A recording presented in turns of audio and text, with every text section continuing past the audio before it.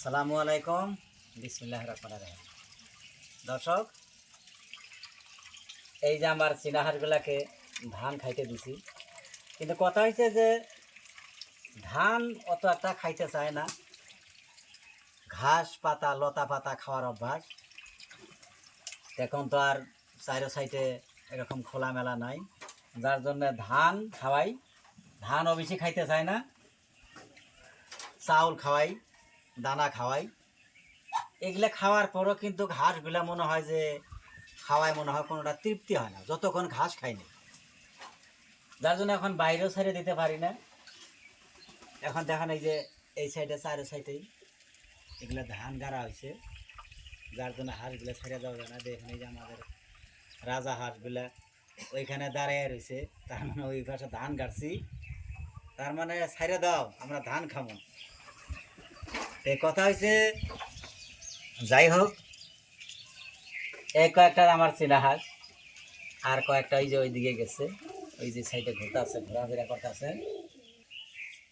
যে ভাই বন্ধুরা ভাবতেছেন যে আমি চীনা হাঁস পালবো, হয়তো ঘর বানাবো না বাবা কত টাকা দিয়া। চীনা হাঁস পালন যদি করেন, আপনার ঘর বানানোর দরকার নেই।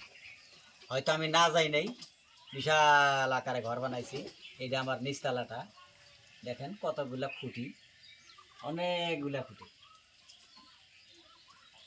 তে কথা হয়েছে, এটার উপরে থাকে আপনার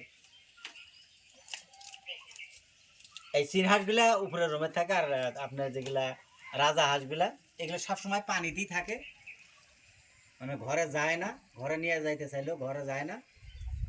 তো যার জন্য ভাবলাম উপরে 4টা রুম আছে। একটা রুমের মধ্যে আপনার কবুতর পালি, আর একটা রুমে আপনার ধরেন যে ছাগল থাকে, তারপর একটা রুমে আপনার লোকাল মুরগির বাচ্চা আছে কয়টা।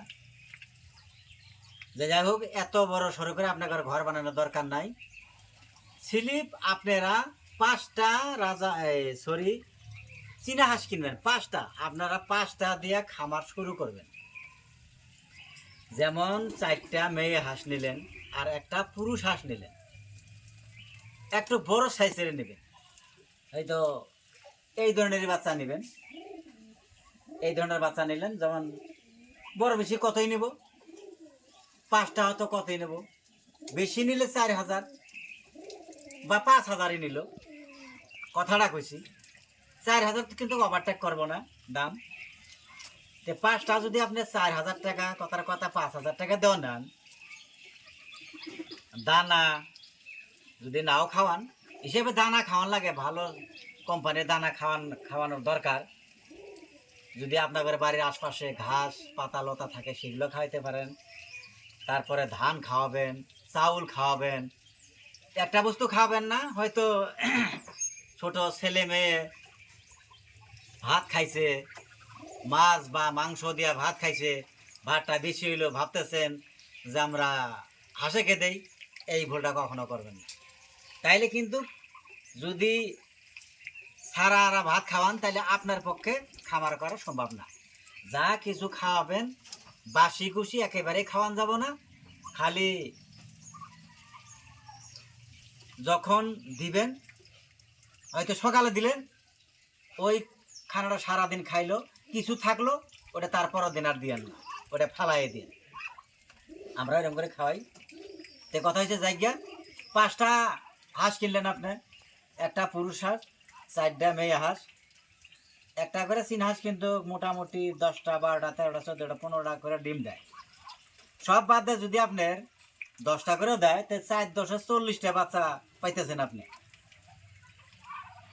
ডিম যখন পারবো, তখন কিন্তু ডিম দিয়ে যখন উষুমে বসবো, তখন কিন্তু 4 × 10 = 40টা বাচ্চা পাইতেছেন।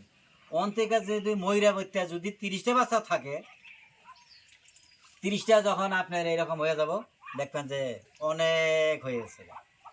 তে আপনারা হয়তো গড় সাহস খাইতেছেন যে খামার করলে হয়তো এই ধরনের ঘর বানার লাগে, একেবারেই বানানোর দরকার নাই।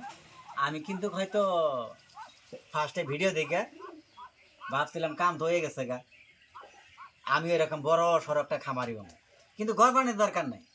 বাঁশ দিয়ে বাঁশের খোটা কাটি দিয়ে বানাইলেন, যাতে বৃষ্টি না ভিজে রোদে না শুকায়, এই ধরনের জায়গা বাঁশ খোটা দিয়ে বানায় দিবেন। তারপর দেখবেন যে আপনার খামার বেড়ে গেছে।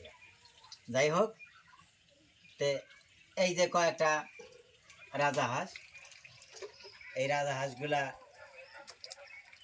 বাইরে যাইতে পারে না, যার জন্য দেখেন আগে তো ছাইরে দিছি হাটগুলা, বাইরে জাদার খাইছে। এখন কিন্তু সেই ভাবধারাটা এখনো আছে যে আমাকে ছাইরে দেবো, ধান খাবো, এখন তার ছাইরে দিতে পারি না। যাই কিছু হোক, আপনারা যদি চীনা হাঁস বা রাজাহাঁস পালেন, কমের থেকে আপনারা অনেক কিছু করতে পারবেন।